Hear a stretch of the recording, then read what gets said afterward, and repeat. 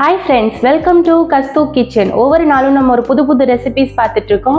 அந்த வகையில இன்னைக்கு நம்ம ஒரு சூப்பரான ஸ்வீட் ரெசிபி பார்க்க போறோம். இந்த ஸ்வீட் ரெசிபி வந்து பாத்தீங்கன்னா நம்ம பாரம்பரிய முறையில நம்ம பாட்டிங்கெல்லாம் நம்மளுக்கு செஞ்சு கொடுத்துருப்பாங்க. இது வந்து சின்னவங்கள்ல இருந்து பெரியவங்க வரைக்கும் எல்லாருமே விரும்பி சாப்பிடக்கூடிய ஒரு ரெசிபி. உளுந்தங்களி எப்படி செய்யறதுன்னு பார்க்க போறோம். இப்போ வாங்க நம்ம வீடியோக்குள்ள போலாம்.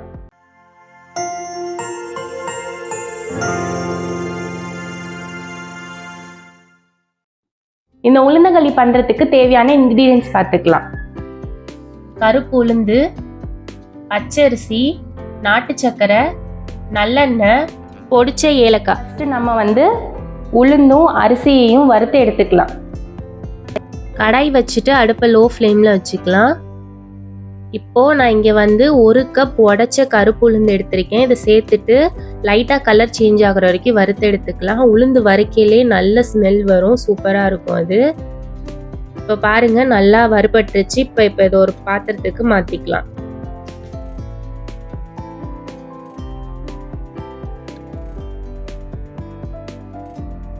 அதே பாத்திரத்தில்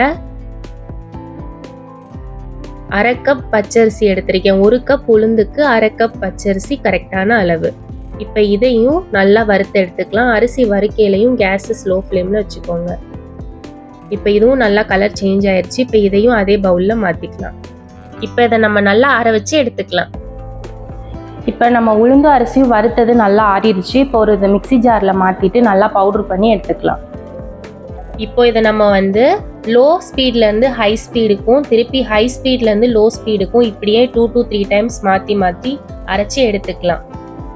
நம்ம இப்போ வந்து உளுந்தையும் அரிசியும் நல்லா பவுடர் பண்ணி எடுத்துக்கிட்டோம். இப்போ இதை நம்ம வந்து ஒரு ஜல்லடை வச்சு நல்லா சலிச்சு எடுத்துக்கலாம். நல்லா சின்ன ஓட்டையாக இருக்க ஜல்லடை வச்சு சலிச்சுக்கோங்க. இப்படி நம்ம 2-3 வாட்டி சலிக்கையில் நம்மளோட களி நல்லா ஸ்மூத்தாக இருக்கும், சாப்பிட்றதுக்கும் நல்லாயிருக்கும். அதனால நல்லா 2லேருந்து 3 வாட்டி சலிச்சு எடுத்துக்கோங்க. அவ்வளோதான், நம்ம களி மாவு சூப்பராக ரெடி ஆயிடுச்சு. நல்லா நைஸாக பவுடர் பண்ணி சலிச்சு நம்ம எடுத்துக்கிட்டோம். இதை வந்து நீங்கள் ஒரு ஏர்டைட் கண்டெய்னரில் ஸ்டோர் பண்ணி ஃப்ரிட்ஜில் வச்சுக்கலாம். 6 மாதம் வரைக்கும் கெட்டு போகாமல் அப்படியே இருக்கும். இப்போ இது சைடில் இருக்கட்டும். நான் இங்கே இன்றைக்கி வந்து 1 கப் நாட்டு சக்கரை எடுத்திருக்கேன். இதை நம்ம வந்து தண்ணி சேர்த்து நல்லா காய்ச்சி எடுத்துக்கலாம்.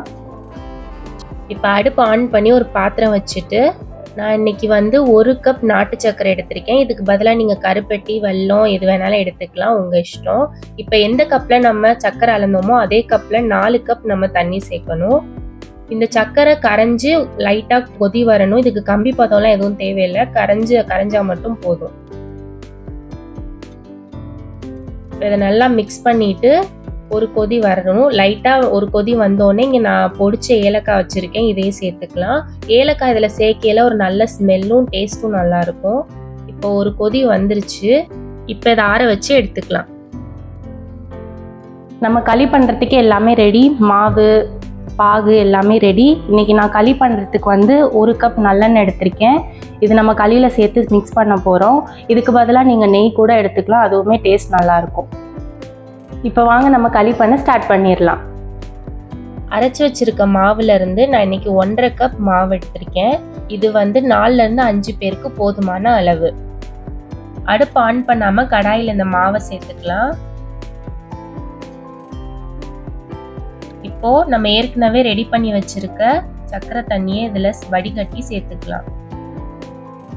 இப்போ இதை ஒரு விஸ்கோ இல்லைன்னா ஒரு ஸ்பூன் வச்சு கட்டி இல்லாமல் ஸ்மூத்தாக மிக்ஸ் பண்ணிக்கலாம்.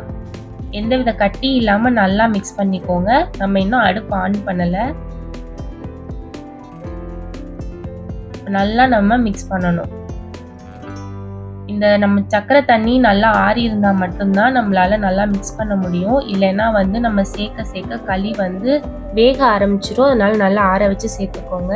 இப்போ நல்லா கைவிடாமல் இதை நல்லா ஸ்லோவாக மிக்ஸ் பண்ணணும். சீக்கிரமே இது வந்து கெட்டியாக ஆரம்பிக்கும். இப்போ பாருங்கள், ஓரளவுக்கு கெட்டியாக ஆரம்பிச்சிருச்சு. இப்போ இதில் நம்ம வந்து கொஞ்சம் கொஞ்சமாக நல்லெண்ணெய் சேர்க்கணும். ஃபஸ்ட்டு ஒரு 2 ஸ்பூன் நான் நல்லெண்ணெய் சேர்த்து நல்லா மிக்ஸ் பண்ணுறேன். இந்த களியோட இந்த நல்லெண்ணெய் வந்து நல்லா மிக்ஸ் ஆகணும். மிக்ஸ் ஆகிட்டதுக்கு அப்புறமா அடுத்து நம்ம 2 ஸ்பூன் நல்லெண்ணெய் சேர்க்கணும். இப்படி 2 ஸ்பூனாக நம்ம நல்லெண்ணெய் சேர்த்து நல்லா மிக்ஸ் பண்ணணும்.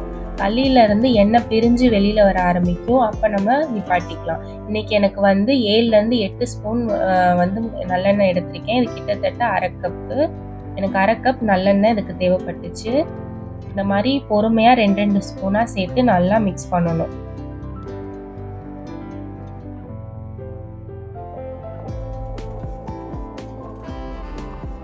பாருங்க, ஓரளவுக்கு நல்லா கெட்டியாக ஆரம்பிச்சிருக்கு. திருப்பியும் 2 ஸ்பூன் நல்லெண்ணெய் சேர்த்து நல்லா மிக்ஸ் பண்ணணும். இப்போ பாருங்க, எண்ணெய் பிரிஞ்சு வர ஆரம்பிச்சிருக்கு. நல்லாவே கெட்டியாயிருக்கு.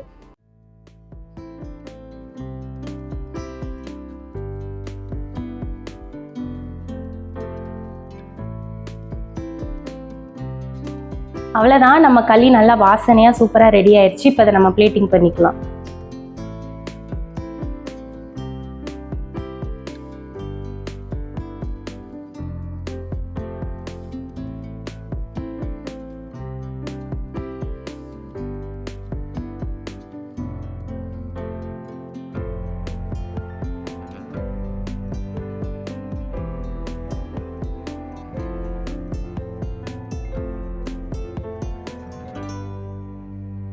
அவ்வளோதான், நம்மளோட ஹெல்தியான உளுந்தங்களி ரெடி. மறக்காமல் இதை உங்கள் வீட்டில் எல்லாருக்கும் செஞ்சு கொடுங்க. அது எப்படி வந்துச்சுன்னு சொல்லி கமெண்ட் செக்ஷனில் சொல்ல மறக்காதீங்க. இந்த வீடியோ உங்களுக்கு பிடிச்சிருந்தா லைக் அண்ட் ஷேர். நாங்கள் போடுற வீடியோஸ் ரெகுலராக உங்களை வந்து ரீச் பண்ணணுன்னா சப்ஸ்கிரைப் அண்ட் பக்கத்தில் இருக்க பெல் ஐக்கனை டச் பண்ணிக்கோங்க போதும். பாய்.